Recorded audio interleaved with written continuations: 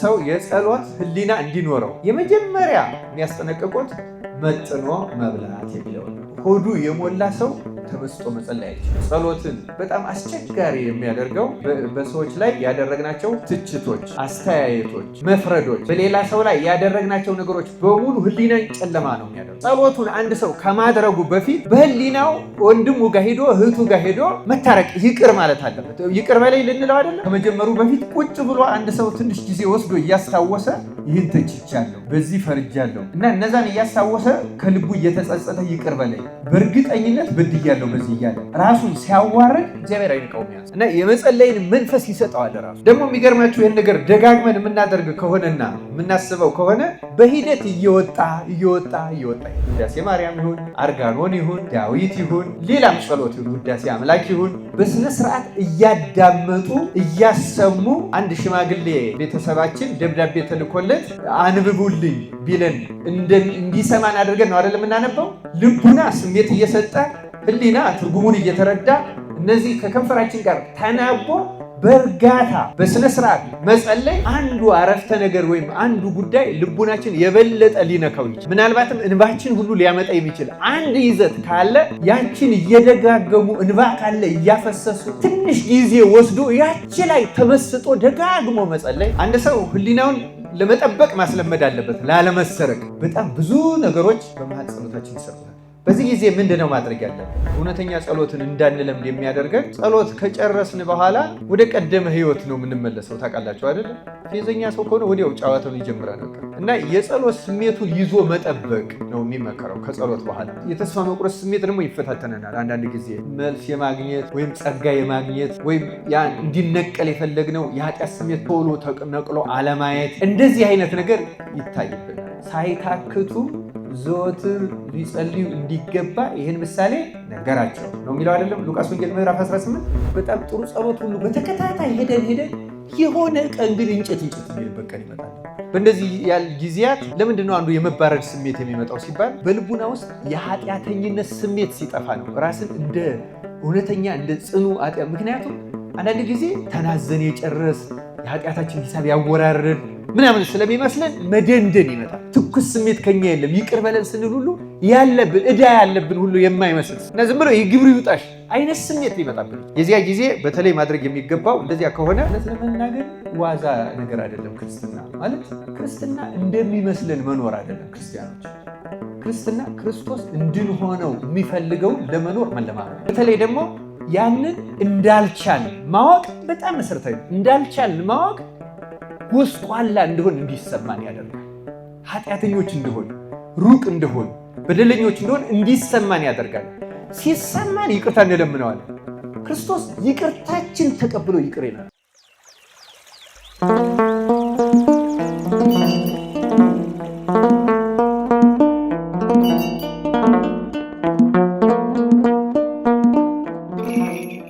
በስመ አብ ወወልድ ወመንፈስ ቅዱስ አሐዱ አምላክ በስመ አብ ወወልድ ወመንፈስ ቅዱስ አሐዱ አምላክ በስመ አብ ወወልድ ወመንፈስ ቅዱስ አሐዱ አምላክ አሜን። ክቡር አባታችን ቀሲስ ይትባረክ፣ ክቡር አባታችን ጋሽ ታዬ፣ በዚህ ያላችሁ ወንድሞች ካህናት፣ ዲያቆናት፣ አባቶችና ወንድሞች፣ እናቶችና እህቶች እንደምን ዋላችሁ? እንደምን ዋላችሁ? እንደምን አመሻችሁ? አሜን። ልዑለ ባሕርይ እግዚአብሔር አምላካችን ስሙ ለዘላለም የተመሰገነ ይሁን። እንደተባለው ዛሬ በእግዚአብሔር ቸርነት አራተኛውን ክፍል ለመማማር ተገናኝተናል።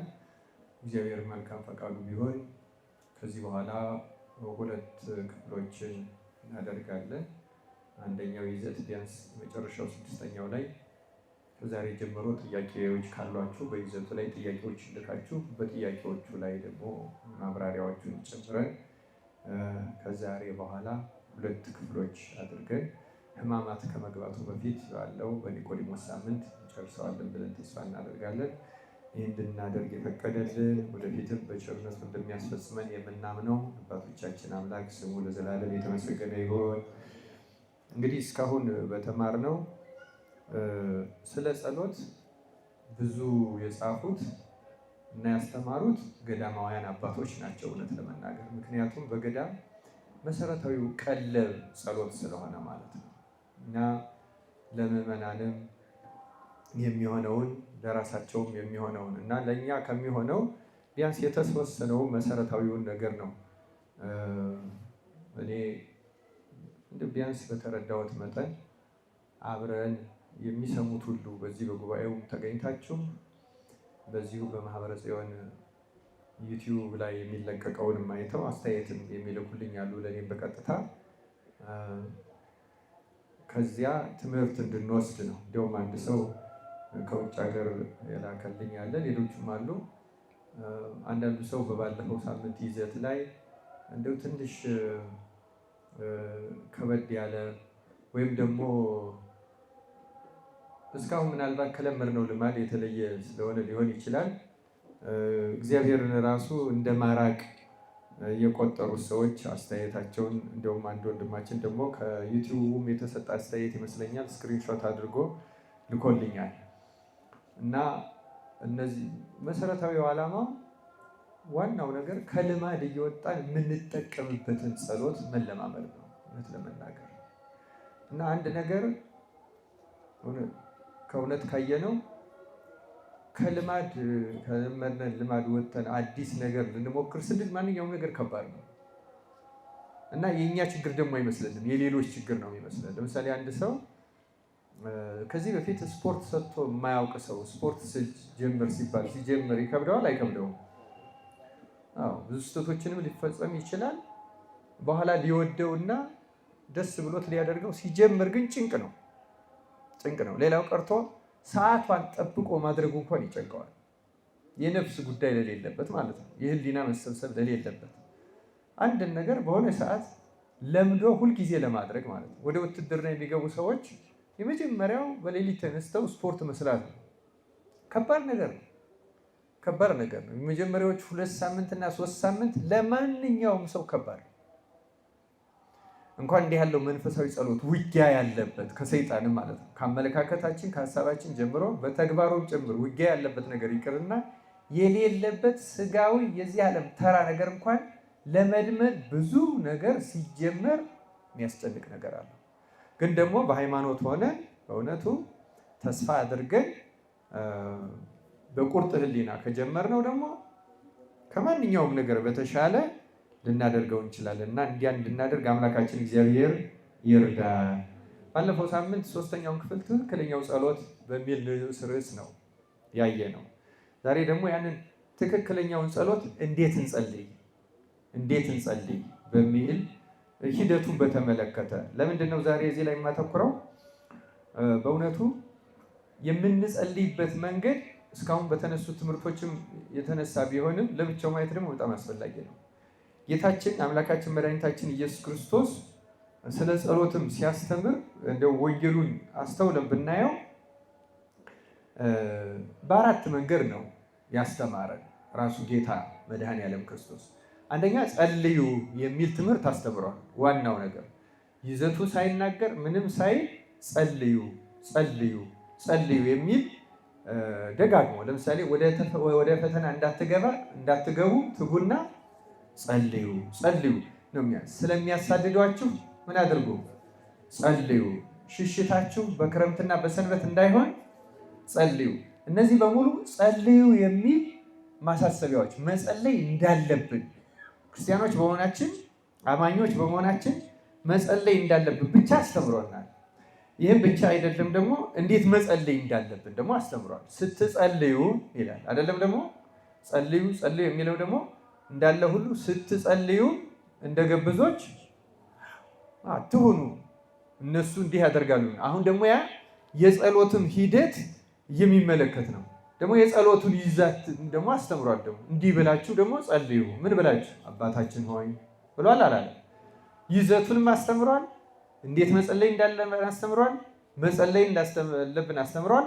አራተኛውና ዋናው ግን ራሱ በመጸለይ ነው ያስተማረን። በተግባር በመናገር ብቻ አይደለም፣ በተግባር ለምሳሌ ህብስቱን ሲያበረክት የጸለየው ጸሎት አለ። ከመያዙ በፊት በጌቴሴማኒ የጸለየው ጸሎት አለ አይደለም? እነሱ ብቻ አይደሉም፣ በመስቀል ላይ ሆኖ የጸለየው ጸሎት አለ። ደግሞ ሌሊት በሉቃስ ወንጌል ላይ እንደተጻፈው በደብረ ዘይት እየሄደ ሲጸልይ ያድር እንደነበረ ራቅ ብሎ ይጸልይ እንደነበረ በእውነቱ ለምሳሌ ማርቆስ 6:46 ላይ ካሰናበታቸውም በኋላ ሊጸልይ ወደ ተራራ ወጣ ይላል። እና ያ ሁሉ እንዲማሩ ነው። ብቻን ሆኖ አሁን ለአምላክ እሱ አምላክ ነው። 1 ሚሊዮን ሕዝብ ቢኖር ምንም የህሊና ሁከትም ስለሌለበት ማለት ነው። እንኳን ጌታ እመቤታችን በሐሳብሽ ምንድነሽ ነው የምንላት? በሐሳብሽ ድንግል ነሽ እኮ ማለት በህሊናዋ እግዚአብሔር ብቻ ነው ያለው። ስለዚህ አሁን እመቤታችን ሁከት የለባትም። በጸሎት ጊዜ ይሄ መደነቃቀፍ፣ እንደዚህ ማሰብ የለባትም እኮ። እንደኛ ይሄ ቅዠት የምንለው ወይም ፋንታዚስ የሚባል የሆነ ሐሳብ እንደዚህ ቢሆን እንደዛ ቢደረግ እንደዚህ ቢሆን እንደዛ ሁሉ በእመቤታችን ህሊና ሆኖ አያውቅም። እንደዚህ ቢሆን እንደዛ ቢሆን የለም። እንኳን ጌታ ማለት ነው። እየሰማችሁ ነው አይደል? እመቤታችን ፍጹም በሐሳቧ በህሊናሽ ድንግል ነሽ፣ በሐሳብሽ ድንግል ነሽ አይደል የምንለው አንድ ነው። ፍጹም ንጽህ የተጠበቀች ናት እመቤታችን። ለዚህ ነው ምንም ነገር እመቤታችን ሲያስደነግጣት ሲረብሻት አይተናት አናውቅም። ሁሉንም ነገር በልቧ ምን ታደርገው ነበር? ምክንያቱም የእሷን ህሊና አይነት ህሊና ያለው በማንኛውም ቦታና ሁኔታ ውስጥ በማንኛውም ጊዜ ያለማቋረጥ የሚጸልይ ህሊና ያለው እንደ እመቤታችን አልነበረም እንኳን ጌታ። ስለዚህ ጌታ በ1 ሚሊዮን በምንም አይነት ጩኸት ውስጥ ያለምንም መደነቃቀፍ አምላክ ቢሆንም ማለት ነው መጸለይ ይችላል። ግን ለማስተማር ብቻውን ወደ ተራራ ምን አደረገ? ሄደ። ይሄ እኛን ለማስተማር ነው እንጂ ለእሱ እንደዚያ ማድረግ የሚያስፈልገው ሆኖ ነው አይደለም። ለጌታ ያ ማድረግ ያ ለማስተማር ነው። እና ከኔ ጋር ትጉ ብሏቸዋል። ለምሳሌ በጌቴሴማኒ በጸሎተ ሐሙስ ዕለት ሐዋርያቱን ከኔ ጋር ትጉ ብሏቸዋል። መትጋት በሌሊት በተለይ ብዙ ነገሮችን እንዳደረገ በዚህ ተጽፎልናል። እና ጌታ በ4 መንገድ ነው ያስተማረንና እንዴት መጸለይ እንዳለብን ስላስተማረ ይህን ተከትሎ ደግሞ ቅዱሳን አባቶቻችንም በአብዛኛው መጸለይ እንዳለብን የማያምን የለም። በቂ የጸሎት ይዞቶችም አሉ። ጌታም የሰጠን ቅዱሳንም የሰጡን ነቢያት የሰጡን ሐዋርያት የሰጡን ራሱ ወንጌል ጸሎት ነው። ብዙ የጸሎት ይዘቶች አሉ። አሁን በስንክሳር ላይ የአንዳንድ ቅዱሳን ታሪክን አስተውላችሁ ትሰሙ እንደሆነ አንድ አባት በበረሃ ይኖር የነበረ ለስጋው ደሙ ተቀበል ተብሎ በመላእክት ታዞ ወደ ቤተ መቅደስ ገብቶ አንድ ጥግ ቆሞ ለሌላ ቅዱስ በዚያው ላለ ሲገለጽለት ይጸለየው የነበረው የሐዋርያት ሥራ ነው። ጸሎት ነው ብላችሁ ታስባላችሁ? ይህን ከሐዲስ ኪዳን ክፍሎች ያሉትን በዚያ ቤተክርስቲያን ውስጥ ሆኖ ጸለያቸው ይላል። በቃሉ ነው የሚጸለያቸው እነዛም በሙሉ እኮ ነው። እና ሁሉም የመጽሐፍ ቅዱስ ክፍል የጸሎት ክፍል ነው። ደግሞ በአብዛኛው ከዚህ የተውጣጣ የጸሎት ዋናው ግን ጸሎቶቹ ተሰሚነት እንዲኖራቸው የሚያደርገው መንገድ የምንጸልይበት መንገድ ነው።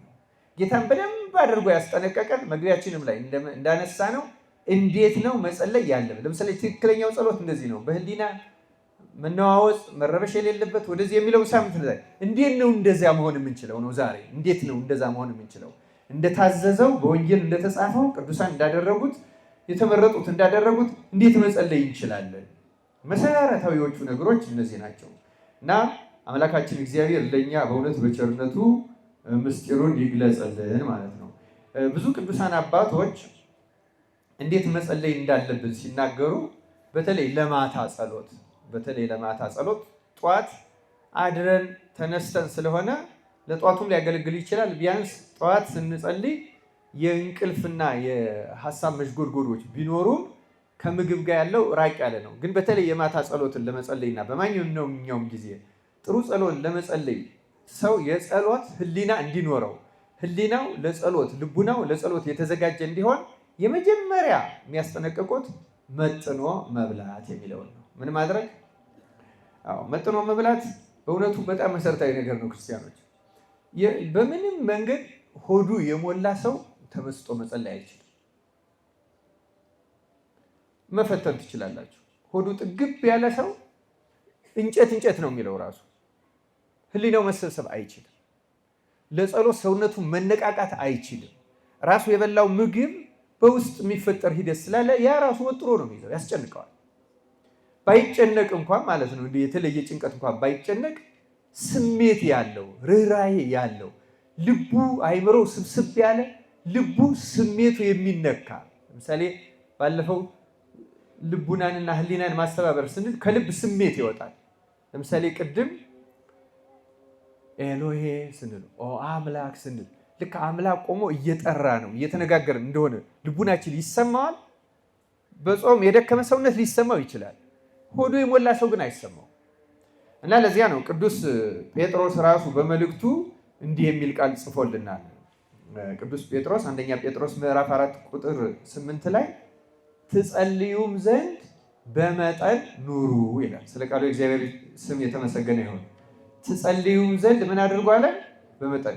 ሰው ኑሮውን በመጠን ከሁሉ በላይ ደግሞ ምግቡን በመጠን ካላደረገው መጸለይ አይችልም። መድገም ይችላል፣ መቆም ይችላል፣ መጸለይ ግን አይችልም። በከንቱ መድገምና መጸለይ ሁለቱ የተለያዩ ነገሮች። አንደኛውና በጣም መሰረታዊው ነገር ከምግብ ጋር የተገናኘው ነው። ስለዚህ በማንኛውም ጊዜ መጥኖ መብላት፣ በጊዜ መብላት አንዱ ጠቃሚ ነገር ነው። ለምሳሌ ማታ የመኝታ ጸሎት ከመጸለይ በፊት ቀደም አድርጎ የበላ ሰው በምግብ አይታወክም፣ አይጨነቅም። ስለዚህ ጥሩ ለስለስ ያለ ልቡና ይኖረዋል። ደግሞ ከዚሁ ጋር የሚታዘዙ አሉ የማነሳቸው። ይሄ የመጀመሪያው በመጠን መኖር። በመጠን መኖር ሰፋ ያለ ይዘትም አለ በእውነቱ ካለባበሳችን፣ ከጌጣችን፣ ከነዚህ ጋር ሁሉ ይገናኛል። ለምሳሌ ስለ እነዚያ ነገሮች የሚጨነቅና የሚያስብ ሰው እንደፈለገው ወድቆ መጸለይ ሁሉ አይችልም። ራሱንም መጣል አይችልም። ለራሱን ቦታ ይሰጣል። ህሊናው ሳይታወቀው ቦታ ይሰጣል።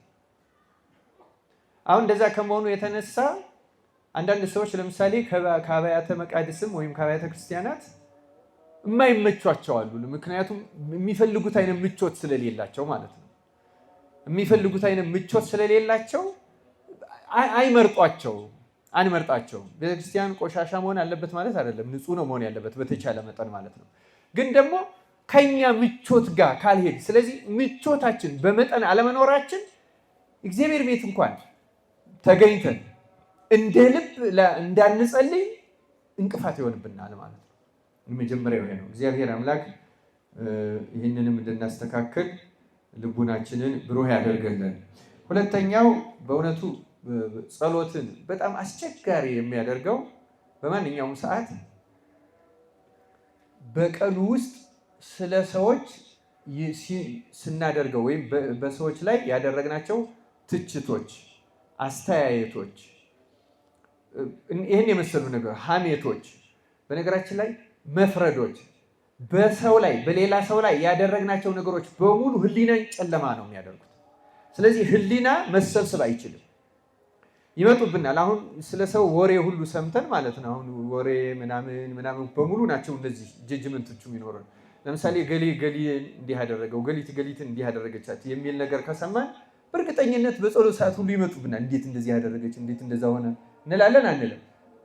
እነዛ ደግሞ ከመፍረድ ጋር ናቸው። ለምን እንደዚህ ሆነ የሚለው መፍረድ ነው፣ መሆን የለበትም እያልን ነው።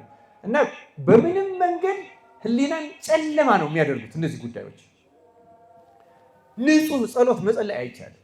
ስለዚህ ማድረግ የሚጠበቅብን ምንድን ነው? ከዚህ ሙሉ በሙሉ ነፃ መውጣት እስከምንችል ድረስ እንድናደርገው የሚመከረን ነገር አለ። ለምሳሌ አሁን ከወንጌሎቹ አንድ ሁለት ምንባብ ላንብብላችሁ። ከነዚህ ጋር በተገናኘ ራሱ ጌታ ከነገረን የማቴዎስ ወንጌል ምዕራፍ 5 ቁጥር 24 ላይ በዚያ በመሰዊያ ፊት መባህን ትተህ ሂድ፣ አስቀድምህም ከወንድምህ ጋር ታረቅ፣ በኋላም መጥተህ መባህን አቅርብ ይላል። ስለዚህ መባን ጸሎትም ለማድረግ አስቀድመህ ከወንድምህ ጋር ምን አድርግ? አሁን ተመልከቱ ወንድማችን ያ የተቀያየምነው ሰው የአንድ ሰዓት የሁለት ሰዓት መንገድ ርቀት ላይ ቢኖር በአካል ሄድን ታርቀ ነው ምን መጣ ሆኖ አይደለም። ያን ማድረግ ከተቻለ አስቀድመህ አድርገው ማለት ነው። ወደ ቤተ መቅደስም ሳትመጣ እንደዚህ። በተቻለ መጠን ግን ጸሎቱን አንድ ሰው ከማድረጉ በፊት በህሊናው ወንድሙ ጋር ሄዶ እህቱ ጋር ሄዶ መታረቅ ይቅር ማለት አለበት። ይቅር በላይ ልንለው አይደለም። ይቅር በላይ ልንለው ስንል እኮ አቤቱ በደላችንን ይቅር በለን እኛም የበደሉንን። አሁን ቀድመን ይቅርታ ማድረግ አለብን ማለት ነው።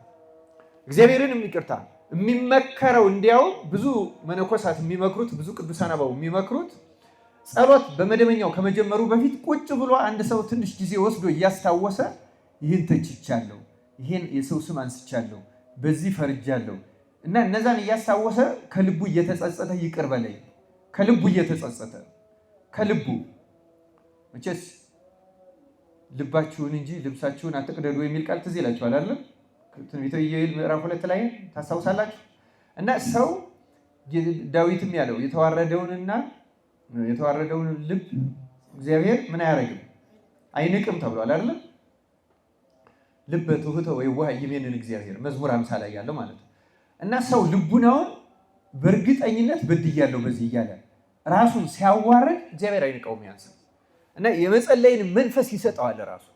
ስለዚህ አንድ ሰው ሂድና ከባልንጀራ ጋር ታረቅ ሲባል ከጸሎቱ በፊት በዚያው ቅጽበት ደግሞ ወደፊት ትዝ እያለው እንዳይወቅስ፣ ቅድም በነበረው አቋሙ ላይ እንዳይጸና፣ በማያውቀው ከሌላም አቅጣጫ ባልሰማነው ነገር በፈረድንበት ፍርድ ሕሊናችን ነፃ እንዲወጣ ራሳችንን እየወቀስ ልቡናችንን እያዋረድን እግዚአብሔርን ይቅርታ መጠየቅ ራሱና መጸጸት የጸሎት የመጀመሪያው ቅድመ ሁኔታ። ጸሎትን ጥሩ ለማድረግ ይህ ደንዳና ልብ ግድየለሽ በሰው ፍርድ ላይ ያለ ሰው መቼም እውነተኛና ጥሩ ጸሎት ለመጸለይ አይችልም ነው የሚሉት አባቶቻችን። ደግሞ በሕይወታችን እናውቀዋለን። ስለዚህ ይህን ማድረግ በጣም አስፈላጊ ነው። እዚህ ማቴዎስ 7 ላይ እንደምታውቁት ከ1 እስከ 5 ላይ ያለው እንዳይፈረድባቸው አትፍረዱ የሚለውን ታስታውሳላችሁ አይደለም? እንዳይፈረድባቸው አትፍረዱ፣ በምትፈርዱበት ፍርድ ይፈርዱባቸዋልና በምትሰፍሩበትም መስፈሪያ ይሰፈርባቸዋል። በወንድምህ ዓይን ላይ ያለውን ጉድፍ ስለምን ታያለህ? በዓይንህ ግን ያለው ምሰሶ ስለምን አትመለከትም? ወይም ወንድምህን ከዓይንህ ጉድፍ ላውጣ ፍቀድልኝ እንዴት ትለዋለህ? እነሆም በዓይንህ ምሰሶ አለ። አንተ ግብዝ፣ አስቀድመህ ከዓይንህ ምሰሶውን አውጣ፣ ከዚያም በኋላ ከወንድምህ ዓይን ጉድፉን ታወጣ ዘንድ አጥርተህ ታያለህ ይላል። ስለዚህ አስቀድመህ ከዓይንህ ምኑን አውጣ? ምሰሶ። ባጭሩ አስቀድመህ አንተ ውስጥ ያለውን ችግር አስወግድ ማለት ነው። ባጭሩ የዚህ ዋና መልእክቱ ነው። እኛ ውስጥ ሕሊና ውስጥ ያለውን ችግር እንጂ መቼም እዚህ ስጋዊ ዓይናችን ላይ የተለየ ምሰሶ ኑሮ እኮ አይደለም ውስጥ ያለው ዓይነ ነፍሳችን ላይ የተጋረደ ያ ነው።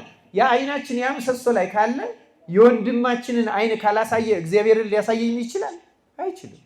ስለዚህ እግዚአብሔር በፊታችን እንዳለ ሆኖ አይሰማንም። ስለዚህ ንቁ የሆነ ጥሩ ጸሎት መጸለይ አንችልም። ጸሎትን የተባረደ የፈዘዘ የተጀመረን የት እንደጨረስ እንዳናውቀው የሚያደርገን መሰረታዊ ነገር በሰዎች ላይ የሚኖረን ፍርድ፣ በሰዎች ላይ የምናየው ጉድፍ፣ ስለ ሰዎች ያለን አመለካከት፣ በሰው ላይ የምንተቸው ትችት፣ ሰው ላይ ያለንን ፍርድ እንደገና ደግሞ ለሶስተኛ ወገን በማስተላለፍ ምንናገረው ሐሜት የምንለው ነገር፣ እነዚህ በሙሉ ስለ ሰው ያለን ነገር ከእግዚአብሔር ጋር እንዳንገናኝ ጥቁሩ መጋረጃ አንዱ ይሄ ነው። ይህን መጸጸት ደግሞ የሚገርማችሁ ይህን ነገር ደጋግመን የምናደርግ ከሆነና የምናስበው ከሆነ በሂደት እየወጣ ይሄዳል። ካለበለዚያ እንዲያውም መሰረታዊ ጠባያችን ነው የሚኖረው። አንዳንድ ሰው እንዲያውም ስለ ሰው አቃቂር ማውጣት የትልቅነት መገለጫ መስሎት አዘውትሮ የሚናገር ሰው አለ። አዎ ጥሩ ነው፣ በዚህ ነገር ገሌም ጥሩ ነው ምንድነው፣ ግን ይህን ነገር ቢታዋት፣ ይችን ነገር ባታደርጋት፣ ገሊትም ይሄ ነገሩ ብቻ ደስ አይለኝም ሁሌ እና ያ እኛን ክሪቲካል ወይም ደግሞ አስተዋዮች እንደሆን ያሳስበናል። ሰይጣን አውቆ ይገርማቸዋል፣ ድክመታችን ተጠቅሞ በጣም ስለ ማንኛውም ሰው የተሻለ እውቀት ያለን ደካማና ጠንካራ ጎኑን መለየት የምንችል ያስመስለናል። ግን በጣም አደገኛ ከኛ ጋር በትክክለኛነት ስሜት ከእግዚአብሔር ጋር እንዳንገናኝ የሚያደርግ መጋረጃውን እያስገባ ነው ሰይጣን። እግዚአብሔር ከዚህ ጥቁር መጋረጃ ነፃ እንድንወጣ በቸርነቱ ይርዳል። እግዚአብሔር ሁሌ ፈቃዱ ነው ከዚህ ነፃ እንድንወጣ። ግን ደግሞ እኛ ራሳችን አስተውለን ከዚህ ነፃ የመውጣት ፍላጎታችንን በተግባር የማንገልጸው ከሆነና ይህንን በመቃወም የማንሄድ ከሆነ ነፃ እንወጣም። ሶስተኛ አንድ ሰው አባቶች የሚሉት ለጸሎት በቆመ ጊዜ ሄዶ ጸሎቱን ከመጀመሩ በፊት ትንሽ ቆም ብሎ ጌታ እንዳለው ደጅህን ዝጋ ወደ እልፍኝ ግባ አይደል ያለው? እንደዚያ ሕሊናን የመሰብሰብ ሁኔታውን በአእምሮ ውስጥ የማመቻቸት ለምሳሌ እግዚአብሔር በፊቱ በእርግጠኝነት እንዳለ ሲናገር እንደሚሰማው ባለፈው ክፍል 2 ላይ ያነሳ ነው። እምነት ያስፈልጋል ያልነው እንዳለ ልክ አንድ ሰው ባለስልጣን ፊት ቆሞ በጥንቃቄ እንደሚናገር ፊቱ እግዚአብሔር እንዳለ፣ እግዚአብሔር ካለ መላእክቱ እንዳሉ እዚያ ሁኔታ ውስጥ እየገባ እንደሆነ፣ ስለዚህ ሌላ ማሰብ፣ ሌላ መመልከት፣ ሌላ ስሜትና ሁኔታ ውስጥ መግባት እንደሌለበት የራሱን ደጆች መዝጋት፣ ይህን ማድረግ በጣም አስፈላጊ ነገር ነው። እርጋታ፣ ትንሽ ሰውነትን ሰብሰብ ማድረግ፣ ይህን ማድረግ በጣም በጣም አስፈላጊ ነገር ነው።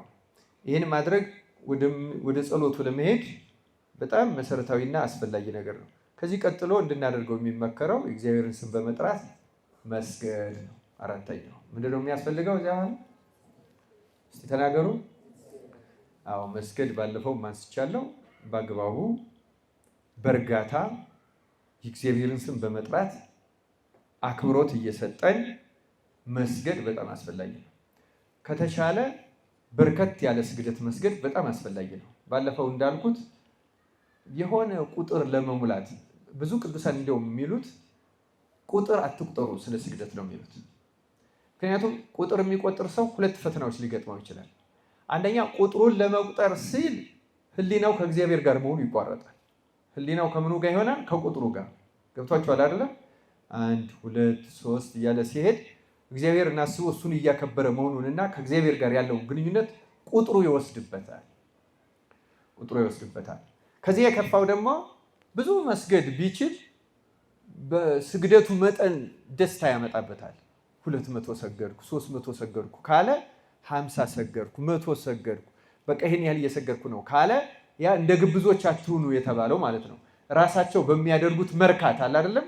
እና ያንን በመሙላታችን መርካት እየደከመን እንኳን ቁጥሩ አልሞላችን ብለን የምንጨነቀው ቁጥሯን ለመሙላት ይሆናል። እግዚአብሔር ጋር ለመገናኘት ሳይሆን ያችን ቁጥር ለማሟላት ያስለመድ ነው። 64 ያስለመደ 64ቷን፣ 41 ያስለመደ 41ዷን። በእርግጥ 41 ዝቅተኛው እንደሆነ ይመክራሉ ብዙ አባቶች፣ ቢያንስ 41 መስገድ ይላሉ። ግን ይሄን ሳይቆጥር ሰው የቻለውን ያህል ሰውነቱ መብረክረክ እስከሚችል ድረስ ቢሰግድ በእርጋታ የሆነ ጌታ ኢየሱስ ክርስቶስ ይቅር በለኝ፣ ማረኝ፣ አስተካክለኝ እያለ በተረጋጋ ሁኔታ እግዚአብሔርን ስም እየጠራ ከፊት ለፊቱ ራሱ መድኃኔዓለም ክርስቶስ እንዳለ እያመነ አንዳንድ ምክር ይመክራሉ ደግሞ ስለ ክርስቶስም ሲያስብ ለምሳሌ ስዕል የጌታን ስዕል በፊታችን እናየዋለን አይደለም። ያንን ስዕል ጌታ አድርጎ መውሰድ የለበትም ነው። በሱ በኩል ወደ ጌታ ይሻገራል እንጂ ማለት በህሊናችን አንድ ስዕል ከፈጠር ሰይጣን አንድ ቀን ያንን ስዕል መስሎ ተገልጾ እንዳያሳስተን ለመጠበቅ ነው፣ ለሌላ አይደለም። ገብቷችኋል አይደለም? ልክ ራሱን የብርሃን መልአክ ያስመስላል ተብሏል አይደል? እንደዚያ መጥቶ የተገለጸልን መስሎ እንዳያስተን በእርግጠኝነት እግዚአብሔር በባህሪው ምሉ ነው፣ ሁልጊዜ ከኛ ጋር ነው እንዳለ ግን እርግጠኛ ሆነን አምነን ብቻ ከሱ ጋር እየተነጋገር መስገድ። ያ ስግደት በሰውነታችን ላይ የሚያመጣው ድካምና ትንሽ ወደ እንባ ትንሽ ወደ ተመስጦ ይወስዳል። ከዚህኛው በኋላ ይዘቱን ያን የምንጸለየው የጸሎት ይዘት ውዳሴ ማርያም ይሁን አርጋኖን ይሁን ዳዊት ይሁን ሌላም ጸሎት ይሁን ውዳሴ አምላክ ይሁን እንደ አቅማችን መጠን ያችን ጸሎት በስነ ስርዓት እያዳመጡ እያሰሙ። አሁን ለሰው አንድ ሽማግሌ ቤተሰባችን ደብዳቤ ተልኮለት አንብቡልኝ ቢለን እንዲሰማን አድርገን ነው አይደለም እናነበው ነው አይደለም? ልክ እንደዚያ ማለት ነው። ልክ እንደዚያ ለእግዚአብሔር መልእክቱን ባለፈው እንዳለው ልቡና ስሜት እየሰጠ ህሊና ትርጉሙን እየተረዳ እነዚህ ከከንፈራችን ጋር ተናቦ በእርጋታ ሳንቸኩል በስነ ስርዓት መጸለይ አምስተኛው ደረጃ ይሆናል ማለት ነው። ይህን እንድናደርግ አምላካችን እግዚአብሔር ይርዳል። ከዚህ ጋር ግን እየጸለይን እያለን የሚመጡ ጉዳዮች አሉ። እንግዲህ ከዚህ በኋላ አንደኛ በመካከል ላይ የማይቀረው በተለይ እስከሚቀርልን ድረስ ለዚያ ካበቃን መድኃኔዓለም የማይቀረው በመካከል ሀሳባችን ቢሰረቅ የሚለው ነው። ይሰረቃል አይሰረቅም? ብዙ ጊዜ በዚህ ጊዜ ምን ማድረግ አለብን? አሁን እንግዲህ በጸሎቱ መካከል ማድረግ ያለብን ነገሮች ደግሞ አሉ። ብዙ ቅዱሳን አበው የሚመክሯቸው የመጀመሪያውና የማይቀረው ህሊናችን የሚረብሽ ሀሳብ የሚሰርቅ ሀሳብ ይመጣል ነው። ስለዚህ አንድ ሰው ህሊናውን ለመጠበቅ ማስለመድ አለበት፣ ላለመሰረቅ እያለ ሄዶ በሆነ ምክንያት ከተሰረቀ። በነገራችን ላይ ሰይጣን አንዱ የሚሰርቀን ከጸሎቱ ይዘት ላይ ተነስቶ ሊሆን ይችላል። ይህችን ክፍል እኮ እንትና እንደዚህ ብሎ ሲያስተምራት ትዝ ይለኛል ብሎ ወደ ጉባኤው ሊመጣ ይችላል። ለምሳሌ አንድ ሰው ገብቷችኋል አይደል? እገሌ ይወዳታል ወይም በዚህ ጊዜ እኮ እንደዚህ በቀላሉ ነው ሰይጣን የሚሰርቀን ማለት ነው። በጣም በቀላሉ ወይም ደግሞ ኃጢአታችን ትዝ ሲለን እና በዚያ ይቅርታን መድኃኔዓለምን እየለመን ነው እያለ ኃጢአታችን እናስታውስና ወደ ድርጊቱ ወደ እንደዚያ ነበር እኮ ያደረግነው እንደዚህ እያል ጸሎቱን ትተነው ይቅርታ ወደ ጠየቅንበት ድርጊት ውስጥ ገብተን በዚያው የመቅረት እድል ይኖረናል። ብቻ በጣም ብዙ ነገሮች በመሃል ጸሎታችን ይሰርቁታል። በዚህ ጊዜ ምንድነው ማድረግ ያለብን ነው? ልክ እንደነቃን ሐሳባችን ተሰርቆ እንደነበረ ምንነቃበት ቅጽበት አለ አይደለም? እንደነቃን ሐሳባችን መሰረቅ የጀመረባችን ቦታ አለች አይደለም? አሁን ያለፍናት እንደገና ከዛ ሄዳችሁ ቀጥሉት ነው የሚባለው። ሐሳቡ ግልጽ ነው ማለት ነው። ሐሳቡ ግልጽ ነው። እግዚአብሔር ይርዳን ሁላችንም። ምክንያቱም ከዛ በኋላ ያለው አልጸለየውም ነው ማለት ነው። አማትበን ጌታን ይቅርታ ጠይቀን እንደገና ህሊናችን ሰብስበን ያቋረጥንበት ላይ መቀጠል ማለት ነው። ባጭሩ አቋርጠነው ነበር፣ ሄደን ካቋረጥንበት መተን መቀጠል። አንደኛው በምንጸልይበት ጊዜ ማድረግ ብንችል የሚመከረው ነገር ይሄ ነው። አንደኛው ይሄ ነው። ሁለተኛው ደግሞ ከዚህ ከሐሳብ ጋር ተያይዞ በጣም ደጋግመው የሚመጡብን ነገሮች በጣም የሚያሳስበን ነገር ሊኖር ይችላል። የልጅ ነገር ሊሆን ይችላል፣ የቤተሰብ ነገር ሊሆን ይችላል፣ የኑሮ ነገር ሊሆን ይችላል። ለምሳሌ ገንዘብ የሌለው ረሃቡ ሊያስጨንቀው ይችላል። ጸሎቱም ላይ እየመጣ ለሱ የጤና ነገር ሊሆን ይችላል። ለምሳሌ በሽታችን ሊሆን ይችላል። እናም የሰዎችም ነገር ሊሆን ይችላል። ለምሳሌ የአንድ ቤተሰባችን ጉዳይ የገጠመው ነገር በጣም እየመጣ አሁን እንዴት ሆነ ይሆን አሁን እንዴት ሆኖ ይሆን ምን ገጥሞት ይሆን እያለ በጣም አሳሳቢ የሆነ ነገር ሊረብሽን ይችላል። በጸሎታችን ጊዜ የዚያ ጊዜ የምንጸለየው ጸሎት አቋርጦ ስለዚያ ስለሚያሳስበን ጉዳይ በራሳችን ቃል መጸለይ ነው የሚመከረው። ገብቷችኋል? ሐሳቡ ይሄኛው ምንድነው? ቅዱስ ጴጥሮስ የሚለው እዚህ መልእክቱ ላይ አንደኛ ጴጥሮስ ምዕራፍ 5 ቁጥር 7 እርሱ ስለእናንተ ያስባልና የሚያስጨንቃችሁን ሁሉ በእርሱ ላይ ጣሉት። በሌላ ቋንቋ ምን ማለት ነው? እየመጣ የሚረብሸንን ጉዳይ በጸሎት መልክ ይሄን ከኔ ውሰደው፣ እኔ ልረዳ አልችልም። እኔ ለውጥ ማምጣት ብንችል እኮ ለውጥ እናመጣበት ነበር አይደለም? ግን እየመጣ ይረብሸናል። ያንን በጣም ደጋግሞ የሚያስጨንቀንና የሚረብሽንን ነገር ቆም አድርጎ የምንጸልየውን ጸሎት ውዳሴ ማርያም ቢሆን ዳዊት ቢሆን ቆም አድርጎ ጌታው ይሄን ነገር ከኔ ውሰድልኝ በእርሱ ላይ ጣሉት አይደል የተባለ ያንን መሀል ላይ ለእግዚአብሔር ወስዶ ማስረከብ እና ልክ የሆነ የሚያስጨንቀንን ያደራ ዕቃ ለባለቤቱ ሰተን ፎይታ እንደሚሰማን ማለት ነው። ለእግዚአብሔር ያን ጭንቀት ጥለንለት ጸሎቱን እንደገና ካቆምንም በላይ መቀጠል።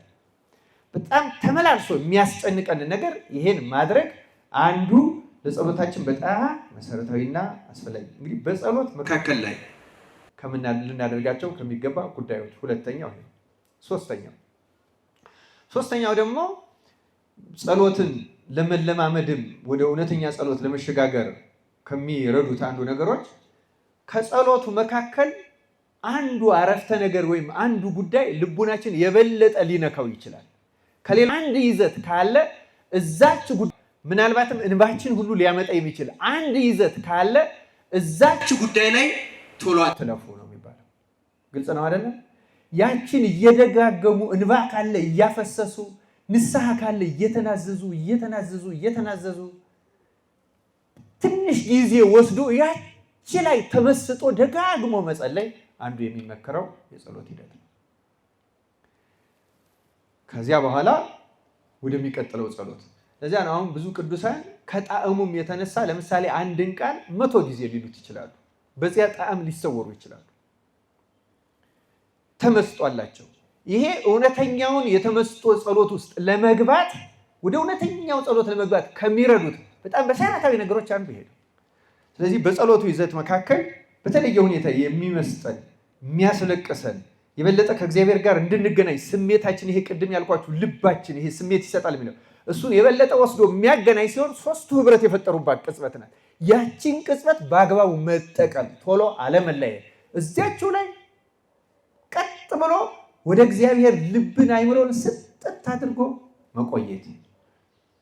ከዚያ እንደገና ወደ ሌላ ሐሳብ ተሰርቆ እንዳይሆኑ መጠንቀቅ ደግሞ በዚያው እንዳንቀር ማለት ነው። ደግሞ በዚያው በትኩስነቷ በንባ በተመስጧ በስሜቷ ላይ አተንክሮ መጸለይ ይሄ በጣም በጣም በጣም አስፈላጊ የሚመከረው ነገር ነው።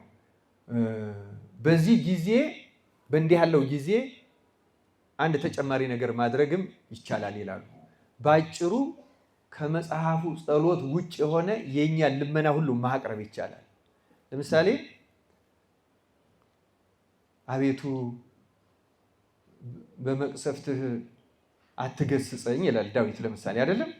ያን የሚል ሰው ሕማም ኑሮ እየተሰማው ከሆነ ይሄን እያለ ስለ ደዌው ስለ ሌላው ነገር ሁሉ ልመና ሊያቀርብ ይችላል። እንባውን እያነባ እዚያች ላይ ሊቆይ ይችላል። አቤቱ እንደ ቸርነትህ መጠን ማረኝ ኃጢአቴንም ደምስስ ሲል የሚፈታተነውን ባለፈው ያልነው ባላንጋራ መክሰስ ነው ጸሎት ብለን የለም። በጣም የሚያስቸግረውን የኃጢአት አይነት እያነሳ አቤቱ ከዚህ ነፃ አውጣኝ፣ ከዚህ እስራት ፍታኝ፣ ወደ አንተ አቅርበኝ፣ እውነተኛ ለጸሎት ለመጸለይ አብቃኝ እያለ በደንብ አድርጎ ልመናውን ተጨማሪ አድርጎ ማቅረብና መጸለይ አንዱ የሚመከረውና በጣም ጥሩ መንገድ ነው ይሉታል አባቶቻችን። እንግዲህ ከዚህ በኋላ ጸሎታችንን ከጨረስን በኋላ በጣም የሚመከረውና በጣም አስፈላጊው እውነተኛ ጸሎትን እንዳንለምድ የሚያደርገን ጸሎት ከጨረስን በኋላ ወደ ቀደመ ህይወት ነው የምንመለሰው። ታውቃላችሁ አይደለም? ፌዘኛ ሰው ከሆነ ወዲያው ጨዋታውን ይጀምራል። በቃ የሆነ ነገር እንደዚህ እና የጸሎት ስሜቱን ይዞ መጠበቅ ነው የሚመከረው። ከጸሎት በኋላ ለተቻለ ሰው ቀኑ ሙሉ ጧት በጸሎት በነበረበት ወይም ማታም ጭምር በጸሎት በነበረበት ስሜት ውስጥ ራሱን ለማዋል ያ ማለት ቅድመ እግዚአብሔር ወይም በሚያደርገው ድርጊት ውስጥ ሁሉ እግዚአብሔር አብሮት እንዳለ ሲያማ ሐሜቱን እየሰማው እንደሆነ፣ ሲሳደብ ስድቡን እየሰማው እንደሆነ፣ ሲያመነዝር ማመንዘሩን እያየው እንደሆነ አሁን ይህ እኮ ማድረገው በእግዚአብሔር ፊት ነው እያለ የሚሰማው ከሆነ የጥበብ ሁሉ መጀመሪያ ምን ማለት ነው? እግዚአብሔርን መፍራት መጣ ማለት ነው። ይላችሁ እግዚአብሔርን መፍራት የሆነ ነገር ሊያደርግ ሲል ይታየዋል። እግዚአብሔር እኮ አለ ያያል። ሊናገር ሲል ይሰማኛል ይላል። ምክንያቱም የሆነ ነገር ቤት ውስጥ እንኳን ልንናገር ስንል አባት እናቱን የሚፈራ ሰው መኖራቸውን አየት ያደርጋል አያደርግም? ማለት ግምት ይሰጣል። ልክ ከዚያ በላይ እግዚአብሔር ከኔ ጋር ነው ብሎ እንደሚሰማን እንደሚፈርድብንም አለመርሳት ማለት ነው። እግዚአብሔር ከሁሌ ከኛ ጋር ነው፣ የታወቀ ነገር ነው። ምክንያቱም በባህሪው ምሉ ስለሆነ አይደለም እንዴ? ይህን ስሜት የሚጠብቅ ሰው በቀን ውስጥ ማታ በእግዚአብሔር ፊት ለጸሎም ሲቆም ቀን ባደረገው ነገር ማፈር እንዳይመጣበት ይረዳዋል። ሕሊናውን በዚያች ውስጥ እንድትመላለስና እርጋታ ያለው ሰላም ያለው ጸጥታ ያለው ከኃጢአት የራቀ ሕግጋተ እግዚአብሔር ለመጠበቅ የሚያለማምድ ሕይወትን ለመልመድ ይረዳዋል። ይህ እንድናደርግ እንግዲህ አምላካችን እግዚአብሔር በቸርነቱ ይርዳል። ክርስቲያኖች በጣም መሰረታዊ ነገሮች ናቸው። ግን ደግሞ እንደዚህም እያደረግን ደግሞ የማይቀሩ ነገሮች ደግሞ አሉ። የማይቀሩ ምን ናቸው? የማይቀሩት ነገሮች አሁን አንድ ቀን እንደምንም ተጠንቅቀን ባለፈው አሁን ይዘቱንም ስናገር በሚቀጥለው ሳምንት እመጣለሁ። ትኩረት መስጠት ያለብን ለጥራቱ ነው እንጂ ለብዛቱ አይደለም ተባብለናል አይደለም? እና እንደምንም ብለን እንደው ወደ ተሻለ ጸሎት ዛሬ እንጸልይና ጥሩ ስሜት ሁሉ ሊሰማን ይችላል። ነገ ግን ይጠፋብናል ያኛው አይደለም? 2 ቀን ይሳካልልና 3ኛው ቀን ይጠፋብናል፣ 4ኛው ቀን ይጠፋብናል። እንደገና ደግሞ እንደምንም ተጣጥረን ደግሞ አንድ ቀን ደግሞ ተመለሰ ስንል እንደገና ደግሞ ይጠፋብናል። ይሄ በአብዛኛዎቹ በክርስቲያኖች የማይቀር ህይወት ነው። እስካሁንም ገጥሟቸዋል ብዬ ገምታለሁ አይደለም? አንዳንድ ቀን ጥሩ የጸሎት ስሜት ውስጥ እንሆናለን፣ ሌላ ቀን ደግሞ በጣም እና ይሄ በጣም አደገኛ ነው ይላሉ አባቶች። በጣም አደገኛ በምን ይመስሉታል? ልክ አሁን ይሄ ብሎኬት የሚደረድር ግንበኛ ዛሬ ሲደረድር የዋለውን በነጋው መጥቶ ደግሞ ሲያነሳው ቢጥለው ከዛ ደግሞ ሌላ ቀን መጥቶ ያንኑ እንደቀደመው አድርጎ ቢሰራ እንደገና መጥቶ ደግሞ ቢያነሳው መጨረሻ ላይ ቤቱን መስራት ይችላል? ስለዚህ ወደ እውነተኛው የጸሎት ህይወት መግባት አይችልም ማለት ነው። ሲገነባ ሲያፈርስ፣ ሲገነባ ሲያፈርስ፣ ሲለምድ ሲያፈርስ። እንዲያው በእንደዚህ ያለ ሁኔታ ረጅም ከቆየ አንድ ሰው ከዚያ በኋላ ጸሎት እየሰለቸው ይሄድና በቃ አንዳንድ ጊዜ ብቻ ቅር እንዳይለው የሆነ አባታችን በቃ አንተም አታውቀው የለም እያለ ከጸሎት ህይወት እየራቀ ይሄዳል። ይህ የብዙዎቻችን ገጠመኝ ሊሆን ይችላል።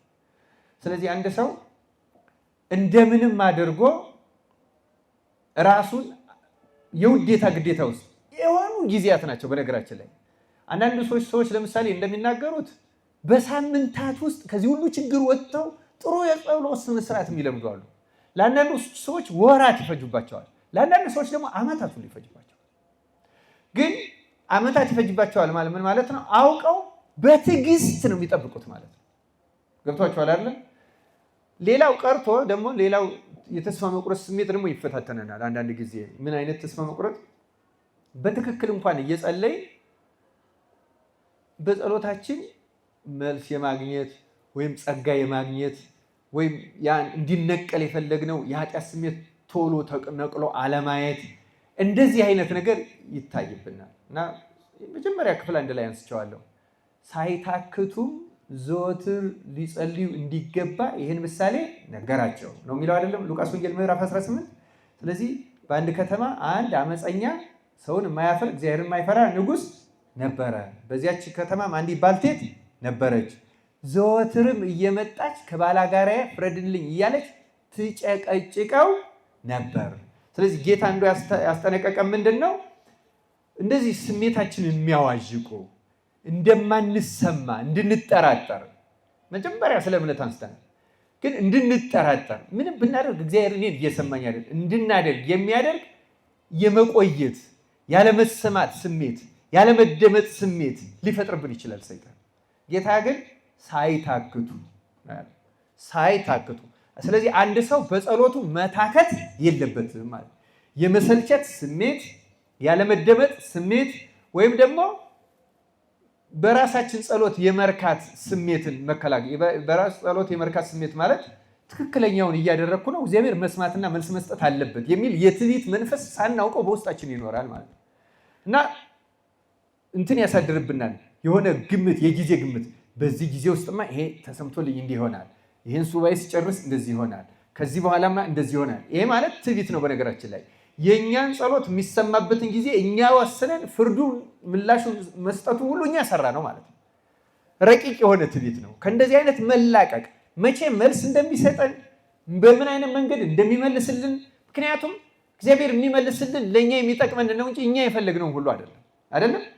ያ ስለሆነ እንደዚህ አይነት ኤክስፔክቴሽን ሳይኖረን፣ እንደዚህ ግምት ሳይኖረን ሳንሰለች ብቻ መጸለይ ነው የሚታዘዘው። ይሄ ሁሉ ሆኖ ደግሞ አንድ የማይቀር ነገር አለ። በቃ እንደው ሳምንታትም በጣም ጥሩ ጸሎት ሁሉ በተከታታይ ሄደን የሆነ ቀን ግን እንጨት የሚልበት ቀን ይመጣል። ብንለው ብናደርገው ብንሰራው በቃ የተባረደ ነገር። ቅድም እንዳልኳችሁ የሚያባርዱትን ቀድሜ አንስቻለሁ። በአብዛኛው እነሱ ስናውቅባቸው በነገራችን ላይ የምናደርግባቸው ሂደቶች አሉ።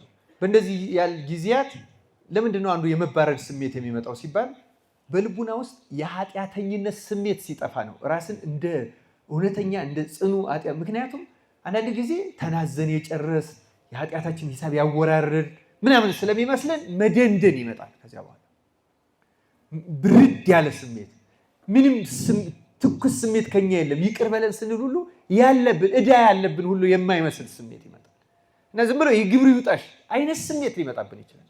የዚያ ጊዜ በተለይ ማድረግ የሚገባው እንደዚያ ከሆነ በተቻለ መጠን ከመጸለይ በፊት ዋና የወንጌል ትእዛዛትን አሁን እንደው እኔ ራሴ አንዳንዴ ማድረግ የምፈልገውና የማልችለው ነገር አለ። በእውነቱን ለመናገር ባደርገው ደስ የሚለኝ ማለት ነው።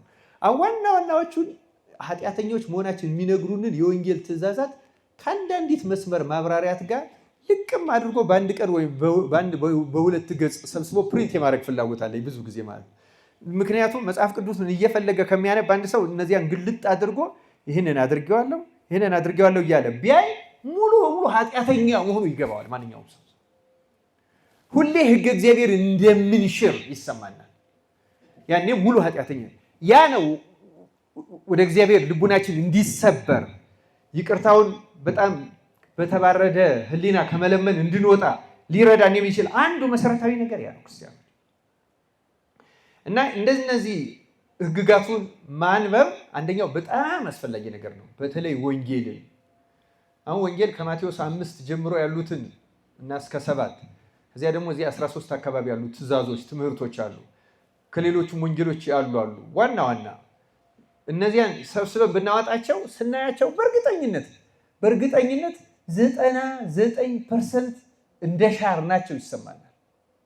አንደኛ ያስታውሰናል በቀን ውሎ ውስጥ እነዚያን መተላለፍ እንደሌለብን። ይሄ አንደኛው። ከዚያ ግን በዚያ ስሜት ውስጥ ሆኖ እንኳን የሚመከረው ያስለመድነውን ጸሎት በፍጹም አለማቋረጥ ሳይታክቱ ምን ማለት መጸለይ በጣም አስፈላጊ ነገር። ከዚያ ስሜት ለመውጣት ግን መታገል፣ ከጸሎቱም በኋላ ከጸሎቱም በፊት እያነበቡ ራስን መውቀስ። ከዛ ውጭ ደግሞ ማድረግ የሚገባን አንደኛው እና በጣም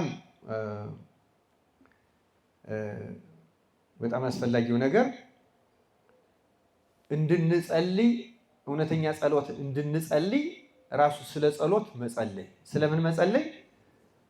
እውነተኛ ጸሎት እንድጸልይ ይርዳኝ። መጽሐፈ ኪዳን ላይ ጸሎተ ኪዳን ላይ ከሚጸልዩ ጸሎት አንደኛው እንዲህ ይላል፣ ዘወትር እንድንጸልይ እርዳን ይላል። ዘወትር ምን እንድናደርግ? ራሱ ኪዳኑ ላይ ነው የሚለው። ካህኑ ነው የሚጸልየው። አቤቱ ዘወትር እንድንጸልይ እርዳን። ልክ እንዲሁ በትክክል እንድንጸልይ እርዳን፣ በማስተዋል እንድንጸልይ እርዳን፣ ሕሊናችን ሳይንጸረቅ እንድንጸልይ እርዳን። አንተ በእኛ ውስጥ ሆነ አንተ ራስህ ካለኔ ምንም ልታደርጉ አትችሉም ብሎናል አይደለም? ካላንተ እኔ ምንም ላደርግ አልችልም። እባክህ በእኔ ውስጥ አንተ ጸልይ። አንተ ሮሜ 8:24 ላይ ይናገር፣ መንፈስ ቅዱስ በማይናገር መቃተት ይማልድልናል ይላል አይደለም? ይጸልይልናል ማለት ነው። ዋናው የጸሎትም ዓላማ መንፈስ ቅዱስ በእኛ ባለፈው እንደነገርኳችሁ ጸሎተ ልቡና ላይ በሰዎቹ ልብ ማን ይጸልያል ነው ያልኳት? መንፈስ ቅዱስ ነው አይደለም የሚጸልየው። በማንኛውም ክርስቲያን ውስጥ ደግሞ መንፈስ ቅዱስ ይጸልያል። በተለይ እውነተኛ ጸሎት ያለ መንፈስ ቅዱስ አንድም ቀን ሆኖ አያውቅም ክርስቲያኖች። ለዚያ ነው እነዚያን ድርጊቶች ሁሉ የምናነሳ። መንፈስ ቅዱስ በኃጢአት ተጨማልቀን አይቀርበንም፣ ሊያነጻ ይቀርበናል። ግን አንጻን ስንለው ነው የሚያነጻን። ራሳችን እየወቀስን ግን ይቅርበን ስንለው እያነጻን ይረዳናል። ከዚያ በኋላ ስለኛም ይጸልያል። እና ስለ ጸሎታችን መጸለይ አንዱና አስፈላጊ ሁኔታ ነው። እነዚህ በጣም ለእኛ በጣም የሚመከሩ ትንሾቹ ነገሮች ናቸው። ለመነኮሳት ደግሞ ከዚህ አለፍ ያሉ ተጨማማሪ ጠበቅ ያሉ ትእዛዛት አሉባቸው። ምክንያቱም የመነኩሴ ዋናው ምግቡ ጸሎቱ ነው፣ ሕይወቱ ጸሎቱ ነው። እና ጸሎት መሰረታዊ የክርስቲያኖች ተግባር ስለሆነ ለዚያ ነው ደቀ መዛሙርቱ እንጸልይ ዘንድ አስተምረን ያሉት። አምላካችን እግዚአብሔር እንደው በቸርነቱ እኔ እንደ መነሻ መግቢያ የሚሆኑ ነገሮችን በእያንዳንዱ ነገር ሰጥቻችኋለሁ። በእግዚአብሔር ቸርነት ካነበብኳቸው ሌሎቹን የቅዱሳን ጸሎቶች ስለ ጸሎት የተጻፉ ስታነቡ ብዙ ነገር ታገኛላችሁ። ከሌሎች ብዙ መምህራን ብዙ ነገር ታገኛላችሁ። ግን ስለ ጸሎት በምትሰቡበት ጊዜ በአንድ ማስታወሻ ላይ ስለ ጸሎት ሰብስቡት። ከዚያ በኋላ ከተለያዩ መምህራን ያገኙታችሁ እሱን አስማምታችሁ ቅደም ተከተል ሰጥታችሁ ራሳችንን በዚያ እያስተካከል ነው እየገራ ነው ከሄድ ጸሎትን የመልመድ ነገር እግዚአብሔር ይሰጠናል። እና ከሆነ ጊዜ በኋላ በዚህ ሳንታክት ከጸለይ ይህን እያደረግን ሳንታክት ከጸለይ አንድ ቀን እውነተኛው የጸሎት ሕይወት ውስጥ ያስገባናል። እዚህ ቅዳሴ ላይ ንፍቅ ዲያቆን ወጥቶ ከሰባቱ መልእክታት የሚያነብበት ክፍል ትዝ ይላችኋል? ትዝ ይላችኋል? እስቲ ቆይ እዚህ ላይ ካገኘሁት ላንብብላችሁ።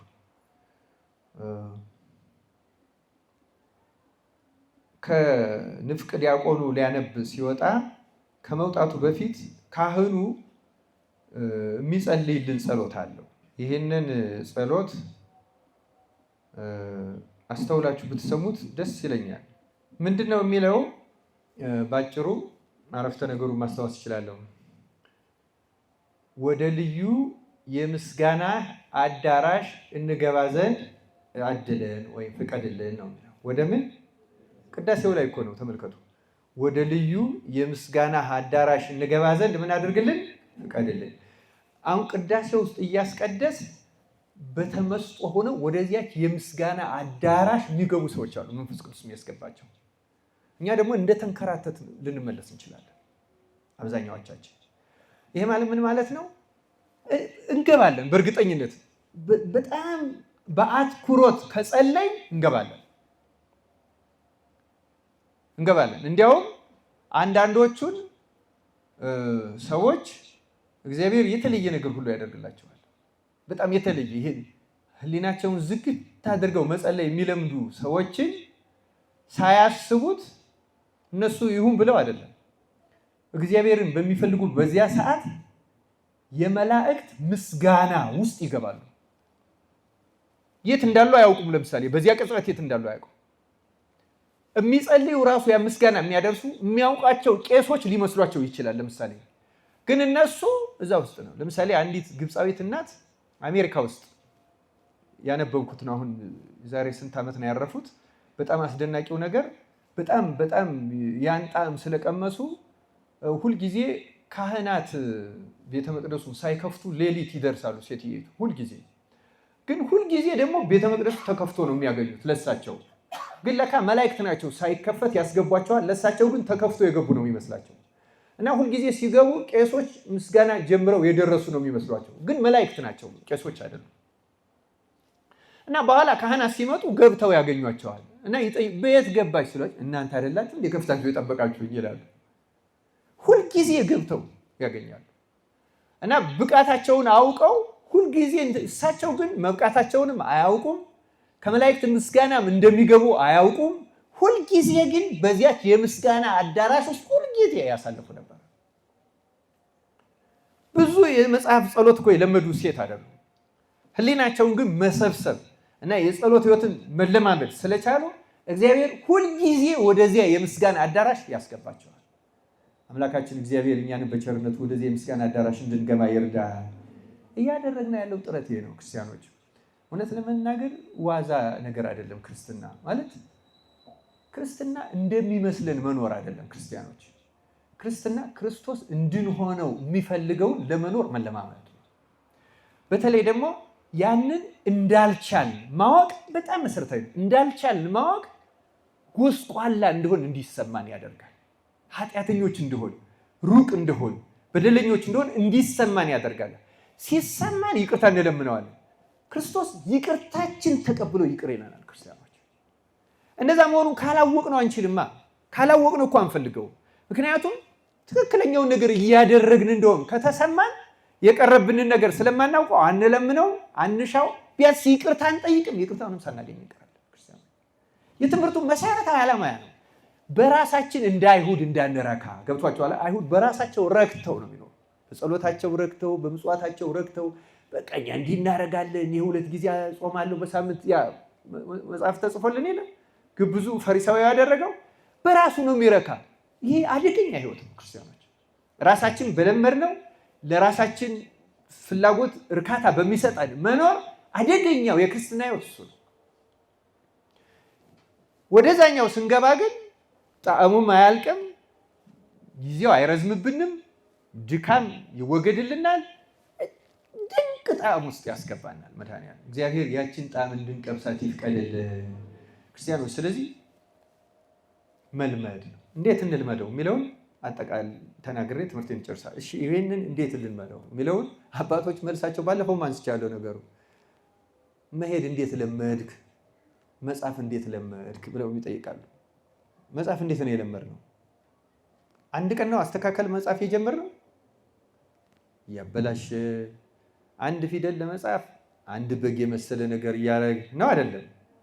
አዎ ማንም ህፃን እንደዛ ነው የሚለምደው። ማንም ሰው ጽፈት የሚለምደው በቃ ወናግሮ ረጅም ጊዜ ወስዶበት እንዲህ እያለ እንደ ሰዓሊ እየተጎተተ እጅ መያዝ እያቃተው ደግሞ በርከት ያለ ነገር ሲጽፍ እጁን እያመመው ነው አይደለም? ስንጀምር እንደዚህ አይደለም የጀመርነው። ግን ሳናውቀው ባለማቋረጥ በመጻፋችን ምክንያት ወደ ፐርፌክሽን እንደርሳለን እንደርሳለን። ማንኛውም ነገር እንደዚህ ነው የሚለመደው። ብቻ አንድ ሰው ሳያቋርጥ መቀጠል እንደምታውቁት ነው። ጽፈት በአንድ ቀን አንድ አረፍተ ነገር መጻፍ ለአንድ ልጅ በጣም ከባድ ነው። ካደገ በኋላ ግን በአንድ ደቂቃ አንድ አረፍተ ነገር ሊጽፍ ይችላል አይችልም? ይችላል። ታይፕራይተር አሁን ስንለምድ ወይም ኮምፒውተር ስንለምድ አሁን የሚጽፍ ሰው መጀመሪያ ስንለምድ የታለች ኤን የታለች ደው መዛ አሜሪካን ሀገር የሚያሾፉብን አሉ ልጆች ምናምን ዌር ኢዝ ኤን ይላል አበሻ መተል አንድ ዘመድ አለችኝ። ምክንያቱም እየጠፉን ማለት ነው። ዌር ኢዝ ኤን ዌር ኢዝ ኤ ልንል እንችላለን መጀመሪያ። በኋላ ግን ሲለምዱ ቀና ብለው ፊደሉን እየፈለገ ይጽፋል የለመዱ ሰዎች። መጀመሪያ ግን ከባድ ነው፣ ግራ የሚያጋባ ነው። ምን ለምደውም አይመስልም፣ ይሰለቻል። አይደለም እንዴ? ይሰለቻል አይሰለችም? ሊሰለች ይችላል። ግን አተኩረው የሚያደርጉ ሰዎች ግን በፍጥነት የሚለምዱት በፍጥነት። ጸሎትም እንደዛ ነው። ሳንሰለች የአሁኑ መንቀርፈፋችን የአሁኑ ህሊላችን መሰረቁን የሁሉን ድካማችን አትዩት። በፍጥነት ወደ ተሻለው ማደግ እንችላለን። ማንኛውም ሰው ጌታም ያለው የሚፈልግ ሁሉ ምን ይሆናል? ያገኛል አይደል? አንኳኩ ምን ይሆናል? ደግሞ በተለይ እዚህ አድርሰን አንተን የሚያስደስት ጸሎት፣ የምትወደውን ጸሎት ለመጸለይ አብቃኝ እያላችሁ በተለይ ስለ ጸሎት ጸልዩ ያለው እባክህ ቅዱሳን ሁሉ የገቡበት የዚያች የምስጋና አዳራሽ እንድገባ እርዳኝ። እባክህ ንጹህ አንተ የምትቀበለው መስዋዕት የሚሆን ወደ ላይ የሚያደርግ ጸሎት ለመጸለይ አብቃኝ እያል እየተጋን ከሄድ እዚያ እንደርሳለን። ክርስቲያኖች በዚህ መንገድ ሄደን በእውነተኛው መንገድ ጸልየን ከአምላካችን እንድንገናኝ አምላካችን እግዚአብሔር በቸርነቱ ይርዳን። ይጸልዩልን ቅዱሳን በምልጃቸው ይርዱን። ዛሬው ይቆየን። ስብሐት ለእግዚአብሔር።